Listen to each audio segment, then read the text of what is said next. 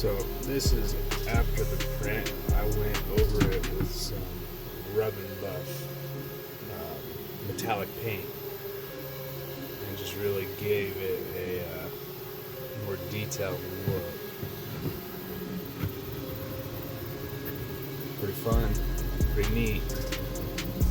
This is the stuff that I used. It was a silver leaf